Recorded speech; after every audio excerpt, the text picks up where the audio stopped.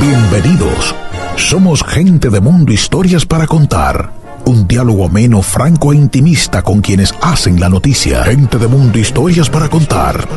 Con Juan Carlos Jiménez, un caballero en el micrófono. En Gente de Mundo, historias para contar, creemos en el poder de la verdad y el conocimiento.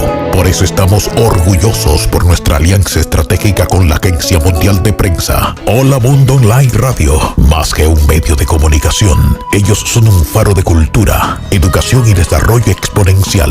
Como su medio aliado, trabajamos juntos para ofrecerles un contenido que enriquece, que promueve el pensamiento crítico y que ayuda a construir una sociedad más consciente y justa. Gente de Mundo, historias para contar, nueva temporada. Hola, muy buenas tardes, bienvenidos. Somos Gente de Mundo, historias para contar a través de Caribe Radio Online, la emisora del presente, la emisora del futuro. Como todas las tardes, como todos los viernes, Daniel Abello Cano en la producción digital, audiovisual y sonoro. Esta estación está dirigida por Carlos Julio Arzuza López. Yo soy Juan Carlos Jiménez Rodríguez y tengo el inmenso gusto de producir, presentar y dirigir Gente de Mundo, historias para contar. Un programa de radio en formato de redes sociales y a través de Caribe Radio Online. Usted puede vernos y seguirnos a través de nuestras redes sociales y de nuestro canal de YouTube, Gente de Mundo, historias para contar. Aquí estamos hablando con la gente que construye tejido social humano. Y en la tarde de hoy he querido invitar a una persona que con su trabajo construye indudablemente un mejor futuro, no solo para la región, sino para el país. Les hablo de Marlon Alberto González Vargas. Él es biólogo egresado de la Universidad del Atlántico, especialista en manejo de fauna silvestre, con más de 20 años de experiencia. Marlon, muy buenas tardes. Buenas tardes, Juancho. Bueno, tú eres biólogo de la Universidad del Atlántico. ¿Tú terminaste en la sede de la 43 o allá en la sede norte? Comencé en la sede de la 43 y a los 2 años más o menos nos pasamos completamente a la sede que está en Puerto Colombia. ¿Era una época tranquila o era una época de paros y de huelgas? Era una época de bastante movimiento en cuanto a los paros, te puedo decir. Bastante movimiento. Ok, perfecto. Marlon, viendo tu hoja de vida me parece muy interesante, más de 20 años ya casi de experiencia en este tema. ¿Qué es lo que especialmente haces? Bueno, a mí me apasiona mucho el tema de saber qué hay en un lugar. Entonces, esto se llama caracterización o monitoreo de fauna. El tema de averiguar qué animales hay en un sector en particular para conocer la biodiversidad, para saber si hay procesos de rescate o procesos de ahuyentamiento, porque de pronto en algún momento se va a dar un uso diferente al suelo en donde se encuentra el lugar. Saber qué hay ahí, poder rescatar, poder contribuir con el tema de conservación, eso me apasiona mucho. Estamos hablando de zonas enmontadas, de alta vegetación, donde por lo general todo el mundo dice tener miedo. Cuidado, no te metas por ahí que te sale una culebra, que te sale un animal, que te pica. A ti te llama la atención, es todo lo contrario, ¿no? Es parte de tu vida, de tu proceso. Constantemente me preguntan cuando yo explico lo que hago, que trabajo de noche, que voy buscando serpientes, que voy buscando ranas, que pongo una red para capturar murciélagos. Lo primero que me preguntan es si no me da miedo. Pero la respuesta es, si no me apasionara y me diera miedo, definitivamente no lo haría. Entonces es como lo que lo mueve a uno. Cada quien está en su tema. Claro. Esa vocación de biólogo nace ¿por qué? ¿Por iniciativa propia o estimulada por alguien? Bueno, siempre de niño me llamaba mucho la atención el tema de los animales, el tema de las formas diferentes. Empecé de hecho recolectando conchas marinas, ¿sí? Empecé recolectando conchas marinas desde muy niño y eso fue, mejor dicho, un impulso. Fue como la primera curiosidad que tuve de ver si eran diferentes. Y definitivamente ya las identificaba como en diferencia, al menos de forma, al menos de estructuras. Luego la pasión continuó y terminé estudiando biología. Claro. Y en estos 20 años de experiencia hay muchas anécdotas, muchas historias. Has viajado mucho por el país, has vivido en gran parte del país, sino en todo el país. Generalmente cuando haces esos viajes y vives fuera de diferentes regiones, cuando vives en diferentes regiones fuera del departamento del Atlántico, ¿hay similitud en la naturaleza? Bueno, precisamente eso es algo que nos convierte en un país muy especial. La biodiversidad tan elevada que hay en Colombia nos lleva a ubicarnos en posiciones muy a los primeros niveles en cuanto a biodiversidad. ¿Sí? Nosotros somos considerados el primer país en cuanto a cantidad de aves reportadas. En cuanto a plantas, también tenemos una posición muy elevada, lo mismo anfibios, lo mismo reptiles, los mamíferos también. Entonces, así como son variados los animales, son variados los ecosistemas. Tú te vas a La Guajira y te das cuenta no solamente que es una zona mucho más desértica, que la vegetación es diferente, sino la fauna, definitivamente la fauna es diferente. Tú te vas a la región andina y encuentras que aparte de que se integra la cordillera, pues no solamente cambia la vegetación, sino por supuesto la fauna y en todos los componentes, en las aves, en los reptiles, en los anfibios, en los mamíferos.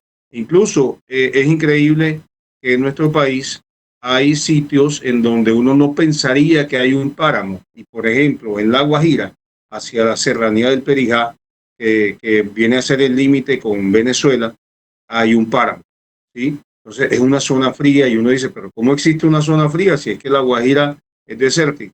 Entonces, gracias a ese conocimiento que uno adquiere viajando, gracias a todo lo diferente que ve, uno se da cuenta que nuestro país es mega diverso, que integramos el grupo de los países mega diversos y precisamente esto es lo que nos hace darnos cuenta que en cada región incluso hay lugares absolutamente diferentes, pero absolutamente diferentes.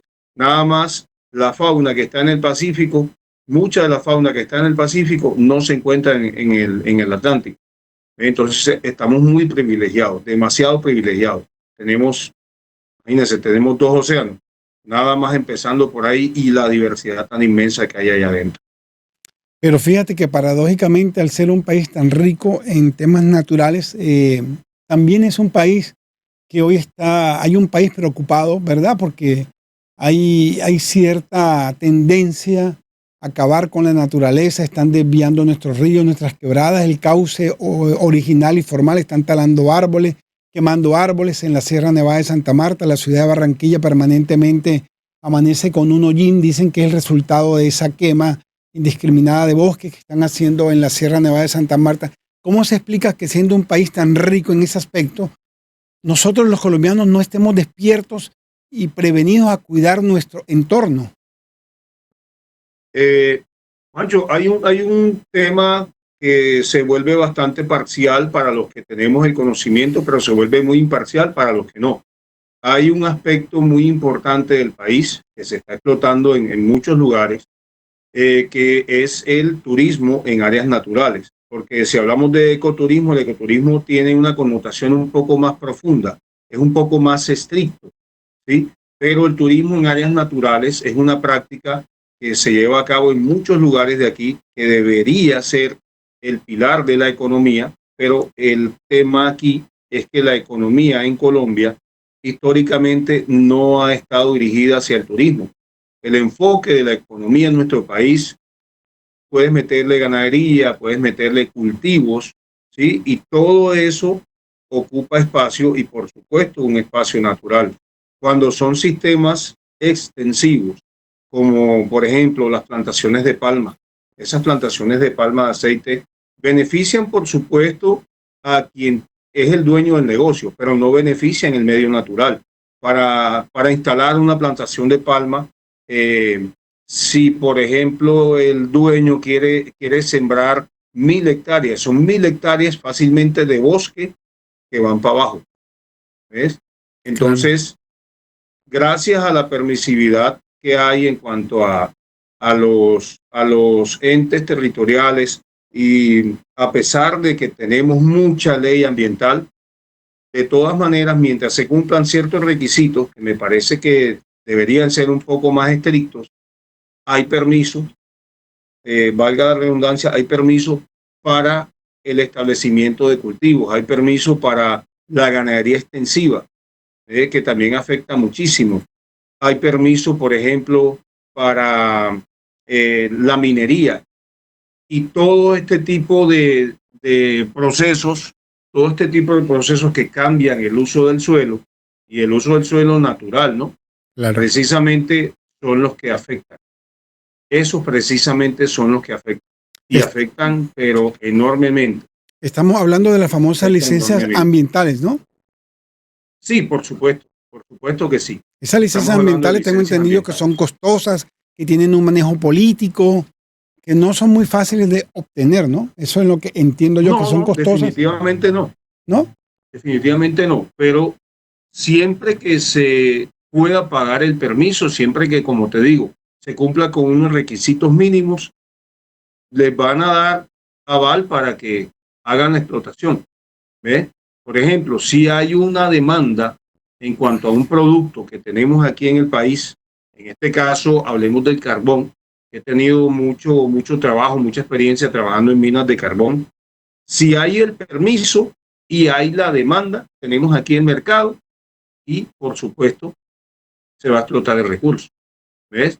El daño que se hace realmente es irreversible porque hay programas de reforestación, hay programas de revegetalización y aún así, aún con estos programas, el daño que queda hecho es muy grande. Hay desplazamiento forzoso de animales, hay todo este tema de cambio de la estructura del suelo, hay tala de bosques, hay destrucción de acuíferos, hay contaminación de acuíferos, y por más que se tengan procesos compensatorios, los procesos compensatorios nunca son suficientes, porque no es lo mismo decir, no, es que vamos a sembrar 2.000 árboles, ¿verdad? Sí, se siembran los 2.000 árboles, eso es magnífico, van a sembrarse 2.000 árboles, pero los árboles que fueron derribados, los árboles que fueron talados, son árboles fácilmente que pueden tener hasta 200, 300 años. Entonces la compensación realmente no es un proceso favorable y amigable con el medio ambiente. ¿Tiene la naturaleza alguna forma de manifestar su inconformidad, el dolor que siente ante esta crudeza del hombre? Pues mira que yo tengo un caso muy particular o miro casos muy particulares de cuando la naturaleza de alguna forma se revela. Vámonos a todo este tema de inundaciones, vámonos a todo este tema de avalanchas. Si nosotros cambiamos la estructura que ya tenía la tierra, ¿verdad? Y por eso precisamente son las raíces, donde todo está unido, donde todo está con una forma especial, y así debe conservarse o así debería conservarse. En el momento que nosotros modificamos esta estructura, el medio puede colapsar. Y desafortunadamente, por lo general, los asentamientos humanos se encuentran a la orilla de los ríos, ¿sí? O a la orilla de las ciénagas, o en las pendientes de una montaña. Entonces nos afectan las inundaciones, nos afectan los deslizamientos de tierra, nos afecta incluso la existencia de un volcán. Aunque eso es un poco indescifrable, ¿verdad? Y de pronto ahí no tengo un conocimiento muy amplio en cuanto al tema de la erupción de un volcán, pero el establecerse un asentamiento humano en un lugar en donde hay un peligro inminente natural, en algún momento la naturaleza pues reacciona o por un ciclo o por algún otro tema y se ve afectada a la población humana, y sabemos que la afectación no es una cosa pues como tan sencilla. Mira el terremoto o los terremotos que acaban de ocurrir, que desafortunadamente pierden la vida personas, pero ¿cómo controlamos eso si en algún momento en donde están hoy nuestras ciudades, ¿verdad? que nos llevan a cada vez tratar de buscar más progreso y ampliar las fronteras de las ciudades. Pero ¿cómo hacemos para controlar lo que pasa tanto debajo como encima, como alrededor de todo nuestro entorno? Si estamos rodeados finalmente de naturaleza, y la naturaleza en algún momento tiene que moverse, tiene que modificarse, y eso muchísimas veces nos afecta. Y a nombre del progreso, precisamente, estamos acabando con la naturaleza, ¿no? Y es a nombre de ese progreso es que se están haciendo las locuras, las diabluras más grandes del mundo, ¿no? Ahorita hablabas del ecoturismo. ¿Estamos preparados realmente en Colombia para hacer ecoturismo sin que esto afecte a la naturaleza? Eh, si se capacita adecuadamente al personal que puede ejecutar todo este proceso, todos estos proyectos de ecoturismo, y se tiene un manejo sobre todo de un tema que se llama capacidad de carga, que tiene tanto que ver con la cantidad de animales que hay en un lugar, por si acaso ese lugar como un área natural con las condiciones adecuadas es requerido para traslado de animales de algún otro proceso, y además de eso se debe tener en cuenta la capacidad de carga de la cantidad de humanos que podemos ingresar al área sin afectarla o afectarla de una manera más amable. Por eso se llama ecoturismo, y por eso te comentaba que es un proceso mucho más restrictivo que el turismo en áreas naturales, porque aquí en Colombia hay unos lugares pero espectaculares que yo digo, bueno, si aprovecháramos de mejor manera el tema del turismo aquí, obviamente manejando una capacidad de carga, eso es un proyecto sostenible, esos son procesos muy sostenibles, son procesos que generan muchísimo dinero, son procesos que dan empleo a muchísima gente sin necesidad de afectar el medio, porque precisamente lo que se busca o con el turismo en áreas naturales, o bueno, en este caso más con el ecoturismo, lo que se busca es proteger y conservar para poder mostrar esta biodiversidad tan maravillosa que tenemos. ¿Ves? Entonces, la idea es afectar el medio lo menos posible, que las personas sean, si ya eran conscientes, porque sí, el campesino, muchos campesinos son conscientes del tema de conservación y tienen unas prácticas bastante responsables y amables con el medio, pero en su mayoría, por temor, por ocupación de espacio, por conveniencias, la gente por lo general está afectando a la fauna.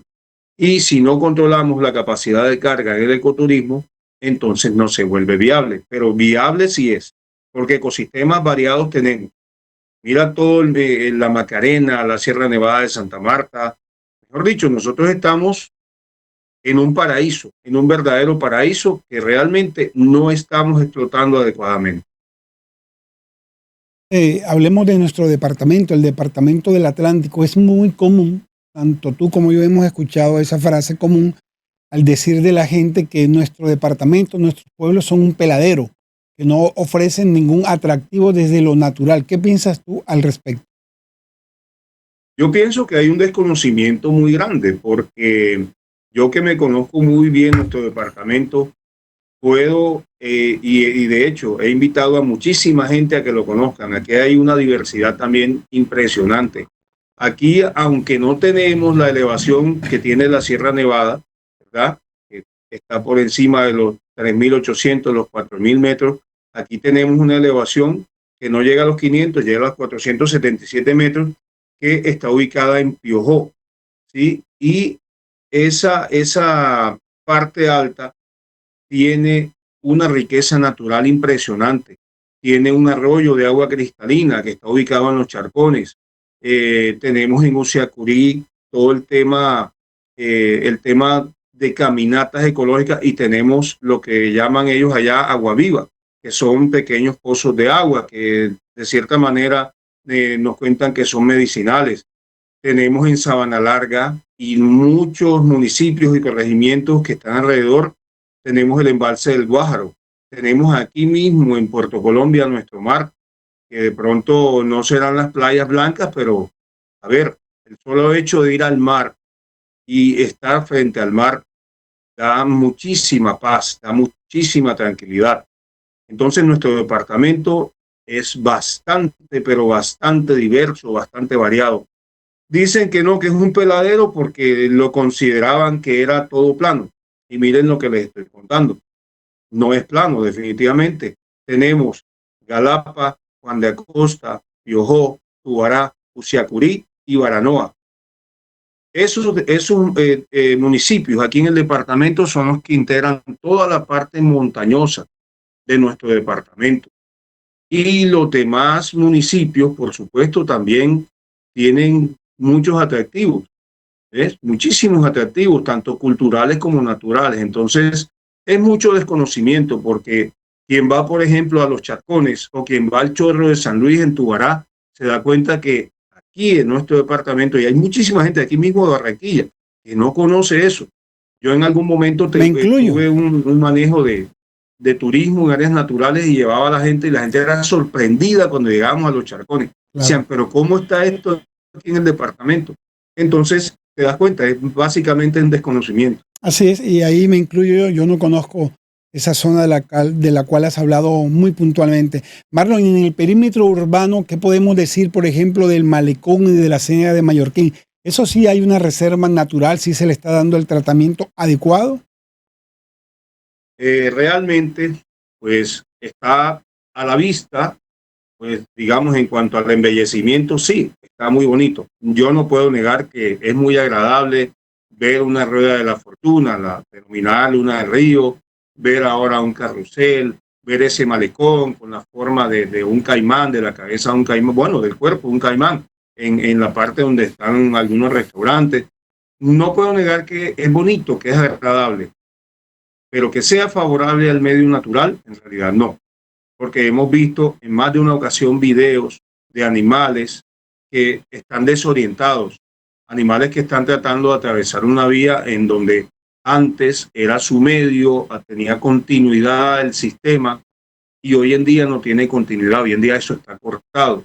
Vemos que avanza la construcción, el crecimiento demográfico de nuestra ciudad es impresionante y aunque sea favorable para muchos, aunque genere empleo, no es favorable en realidad para el medio ambiente. La Ciénaga de Mallorquín fue señalada como una área hermana de un área en Norteamérica en donde hay gran cantidad de arribo de aves migratorias en 2 épocas del año. Y eso es magnífico.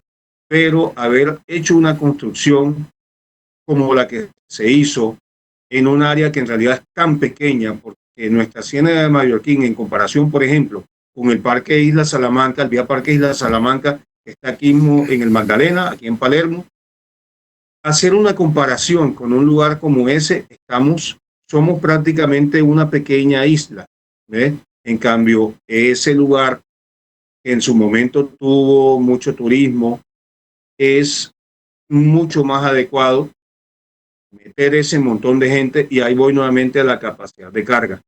Yo no tengo conocimiento, no sé si se haya hecho, pero el estudio de capacidad de carga para Ciénaga de Mallorquín, para el mismo Puerto Mocho y para toda el área de Malecón, que es la orilla del río, debe ser hecho. Es necesario que se haga. ¿Por qué? Porque yo he estado en el sendero de Ciénaga de Mallorquín, que sí, está bien, puede ser una reserva, pero en su momento se han cometido muchísimos errores. Y quiero contar algo que es un poco macabro, de pronto me extiendo un poquito, me disculpas, pero es un poco macabro. No sé si en algún momento vieron o han visto cangrejos azules cerca de donde están los mangles, o cuando uno camina por el sendero ve los cangrejitos azules. Resulta que el cangrejo azul, así como muchos otros animales, utilizan el manglar para su anidación o para su postura. Y en algún momento, cuando se extendió la vía 40, buscando conectarse con la urbanización La Playa, en algún momento hubo una mortandad terrible de cangrejo azul aplastados por los carros, porque aparte de todo no se están estableciendo pasos de fauna. Cuando se hace la construcción de una vía, cuando se hace la construcción de un viaducto, se deben establecer pasos de fauna adecuados. ¿Qué son pasos, perdón, qué son pasos de fauna? Los pasos de fauna son espacios en donde se dirige la fauna, ¿verdad?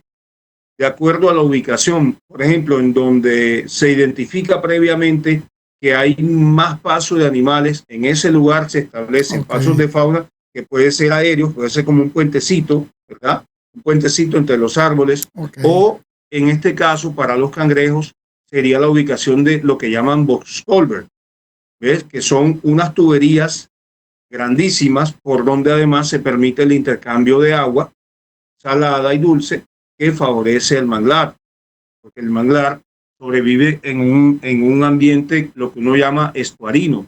Un estuario es un hábitat en donde el agua tiene un intercambio entre salada y dulce, ¿sí? No es solamente agua de mar o solamente agua dulce. Entonces, los cangrejos, para pasar, en vez de utilizar la carretera, porque como tampoco hay control de velocidad, ni hay un montón de factores que deberían favorecer a los animales obviamente buscan pasar por encima de la carretera, y en este momento, cuando buscan pasar por encima de la carretera, ocurren los desafortunados accidentes. Eso fue impresionante, la cantidad de cangrejos aplastados, pero la cantidad, y eso no se supo. Y eso no se supo y no lo ventilaron en los medios. No lo ventilaron, claro que no, porque en su momento, si empieza un proceso en el que venden la Ciénaga de Mallorquín como un ecoparque y visítenla y establecen esa estructura, pues obviamente no pueden hacerle una propaganda negativa. Eso sería una mala venta. Entonces, en cuanto a ese tema, no están favoreciendo como se debe. Los pasos de fauna están muy inadecuados. En este momento, de hecho, hay unos maletines entre calzada y calzada, ¿no? Entre la de subida y la de bajada. Hay unos maletines gigantes de cemento. Creo que los han visto todos, que han pasado por ahí. Y eso no permite el paso de la fauna. Y los pasos de fauna que hay, los pocos que supuestamente hicieron, en realidad no me parece que no los hicieron, no permiten la fluidez que debería tener los animales. ¿Ves? Entonces tú ves ahí en la carretera atropellados tanto reptiles como anfibios, como crustáceos, como mamíferos. Entonces es un fenómeno de las carreteras que se atiende de esta manera, estableciendo unos fauna de manera. Precisamente ahí es donde está la asesoría de profesionales en el área ambiental, como nosotros los biólogos, que tenemos el conocimiento de que, pues, si los animales en algún momento saben que había continuidad ahí, los animales no conocen de barreras, de cerca, de esas cosas. Ellos tienen su ruta, claro, y van a seguirla buscando. Desafortunadamente pasa eso. Se construye una carretera y no se tienen en cuenta este tipo de situaciones que favorezcan a la fauna. Qué triste y preocupante todo eso que nos has contado, y cuánto hemos aprendido en esta tarde contigo, Marlon González Vargas, biólogo de la Universidad del Atlántico con amplia experiencia en el manejo ambiental. Marlon, no sé si es envidia de la buena, de la mala, o tristeza o rabia, no sé, pero el tema, ahora que hablabas de parque, me acordé del Parque Jardín Botánico en comparación con un jardín botánico de Bogotá, de Medellín, que son hermosos, tú los conoces. Nuestro Parque Jardín Botánico, te pregunto, ¿qué hay en ese parque? ¿Qué podemos encontrar? Aparte de gatos abandonados, porque parece que todos los gatos los dejan ahí. Abandonados. Sí, claro. Mira, qué bueno que preguntes eso y que toques ese tema. Cuando yo estaba estudiando en la universidad, en algún momento se nos daba la oportunidad de ir al jardín botánico por observación de diferente fauna, ¿no? Resulta que el jardín botánico tiene el privilegio de que tiene un acuífero. Ahí hay un acuífero natural, ¿verdad? Obviamente se ha deteriorado muchísimo, pero ese acuífero sigue existiendo. Sin embargo, hay vertimiento de aguas hervidas, que se mezclan en algún momento con el agua, que en realidad es agua potable, porque es agua que está brotando de la tierra, es agua que viene filtrada del nivel freático, lo que uno llama, ¿verdad? Que son como ríos subterráneos. Resulta que nosotros alcanzamos a hacer un estudio de lo que uno llama edafofauna, que es la fauna que está asociada al suelo y a la hojarasca. La hojarasca es todo este montón de hojas, todo este residuo natural que crea como una cama, como una capa protectora del suelo. Y ahí encontramos solamente ahí, en ese lugar, encontramos más de 9 especies de reptiles pequeños, diferentes, especies diferentes, ¿verdad? Aparte de las iguanas, aparte de lo que uno llama los polleros. Tuvimos la oportunidad de levantar esta información y hacer una publicación. La publicación, de hecho, se llevó a la instancia que publica aquí con el Instituto Alexander von Humboldt. Es una revista indexada. Esa información nos quedó como referencia, pero hoy en día el Jardín Botánico cambió completamente la estructura porque cogieron y limpiaron esa hojarasca, y no se trata de pronto de decir, no, que dejen eso ahí porque eso es basura. Para nosotros lo vemos como basura, pero el espacio mira toda la fauna que te digo que protegía. Y no solamente asociado están los lagartos, están insectos de los cuales no se levantó gran información, pero la falta de un conocimiento adecuado, la falta de una asesoría que favorezca a estos medios, porque el Jardín Botánico no es muy grande, el Jardín Botánico hace una forma de L y no es muy grande, pero era un espacio que podía aprovecharse muy bien, de hecho, para una clase al aire libre y enseñarle a los muchachos, así no fuera necesariamente de la universidad, a los estudiantes de biología, sino a los estudiantes de un colegio, se les podía aprovechar el espacio para mostrarles lo que tenemos aquí mismo dentro de nuestra ciudad. Una diversidad increíble. Hoy en día, ya yo de hecho ni siquiera ando por allá, porque me decepciona un poco el manejo que se le dio al ecosistema, que también contribuye muchísimo a la permanencia de aves. El manejo no fue el adecuado. Prácticamente toda esa pequeña fauna que vivía ahí ya no existe. Marlon, no existe. Y el zoológico de Barranquilla, que se ha hablado mucho de su traslado para una mejor área, ese tema muere y resucita, y ahí estamos, con un zoológico apretado.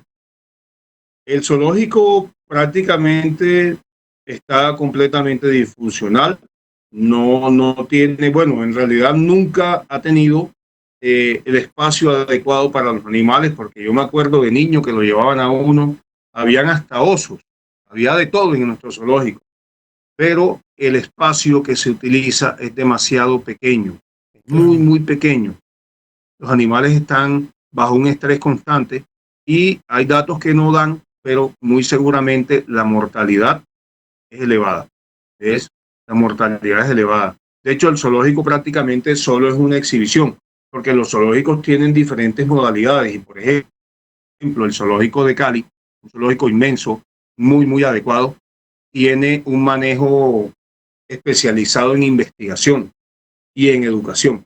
Entonces, nuestro zoológico desafortunadamente está manejando un tema educativo, pero siento que se quedan cortos, porque desafortunadamente se puede tener la buena intención, pero el espacio no está adecuado y los animales se ven en muy mal estado. La verdad, uno va y da bastante tristeza. De por sí que particularmente a mí no me gustan los animales encerrados. Como conservacionista y como biólogo, no me gusta ver la fauna encerrada, pero aparte de eso, veo que el zoológico tiene como esa deficiencia en cuanto al espacio y en cuanto al manejo que se les está dando. Tal vez tienen muy buenos cuidadores y todo, pero el espacio no ayuda, realmente el espacio no ayuda. Y puede que los profesionales que están a cargo estén haciendo muy buen esfuerzo, estén haciendo muy buen trabajo, pero le falta el espacio, la verdad. Claro. Hilando muy delgado todo esto, Marlon, indudablemente es decisiones políticas, vocación política, voluntad política fundamentalmente de nuestros gobernantes, de nuestros dirigentes, sin ánimo de caer en sesgos políticos o en apasionamientos políticos. ¿Cómo ves tú en estos 4 años que ya están próximos a terminar? ¿Se avanzó en el tema ambiental? ¿Sí hubo una verdadera preocupación? Sí, sí hubo una verdadera preocupación. No se puede decir que fue perfecto, pero porque también hubo fallas, pero sí hubo un avance en cuanto a apoyo, por ejemplo, el tema de recuperación de tierras a los campesinos, que de pronto no es un tema directamente relacionado con lo ambiental, pero al menos se hizo algo con esto. Por otra parte, en cuanto al tema de protección ambiental, eh, la selva amazónica, que la selva amazónica ha tenido unos procesos de explotación súper dañinos y aparte de súper dañinos muy intensivos, sobre todo la parte que colinda con Brasil.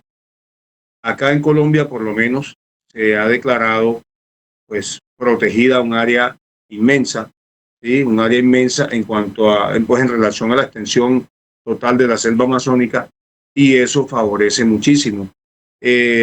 Todo el tema de leyes ambientales, todo el tema que se relaciona con la explotación de recursos o el uso de recursos ha estado mucho más estricto y lo he comprobado en los trabajos que he tenido en donde el cumplimiento de las leyes está con una interventoría encima, siempre hay una auditoría para saber si los procesos se están llevando a cabo de manera adecuada. Entonces, yo creo que sí hubo un cambio, por supuesto que sí, hubo un cambio bastante notable. Esperemos que continúe, la Qué verdad, bueno. esperemos que continúe. Qué bueno. En tu experiencia, ¿cuál será el final de todas estas quemas que se están dando en la Sierra Nevada de Santa Marta y que afectan la salud de los atlanticenses, de los barranquilleros puntualmente? Pues desafortunadamente, la afectación a nosotros acá como ciudad, pues de todas maneras hay un dato importante, es que las ciudades ya tienen un nivel alto de contaminación, ya tienen una interferencia muy gruesa, muy crasa en cuanto a la población, la misma población humana y la producción de residuos, la cantidad de vehículos y la emisión elevada de CO2, pero por supuesto la quema en un ecosistema como la Sierra Nevada y que toda esa polución de alguna forma llega acá o todo ese humo llega acá, la afectación en realidad para nosotros, pues sí podemos tener una afectación porque eso es polvillo de carbón finalmente, pero la afectación es más en cuanto a que se ensucian las cosas o que la ciudad se ve cubierta por una nube, pero si hablamos de afectación real en cuanto a lo ambiental, la Sierra Nevada, mejor dicho, queda fragmentada absolutamente y se pierde una cantidad de fauna, sobre todo microfauna, la fauna que casi nadie se da cuenta que está ahí, los anfibios. Y la Sierra Nevada es un centro de endemismo. Y el endemismo, el significado de endemismo es que un organismo, sea una planta, sea un insecto, sea un mamífero, un reptil, sea una medusa, un pez, es único en una región, solamente en esa región o en esa área del mundo, en esa parte del mundo existe.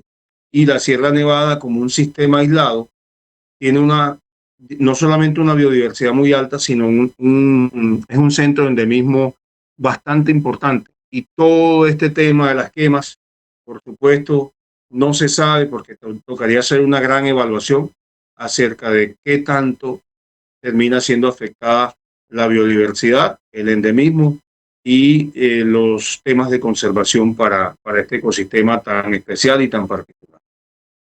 Bueno, Marlon, te agradecemos mucho el tiempo generoso que nos has brindado. Finalmente, creo que todas esas gorras que hacen parte de tu colección, me imagino que cada una ha acompañado un proyecto, un viaje, ¿no?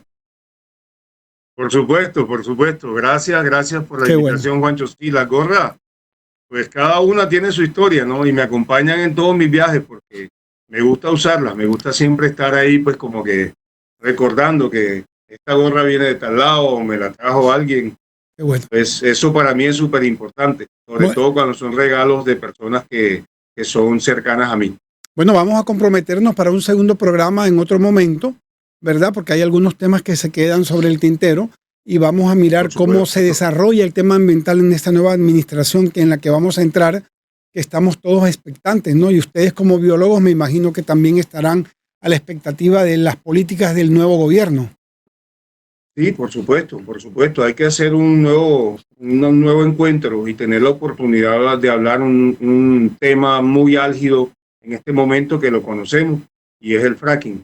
Así ¿Sí? es. Sí, No es una práctica responsable, no es una práctica adecuada, ni favorable, ni viable, pero esperemos a ver cómo se le da manejo. Dios nos coja confesados.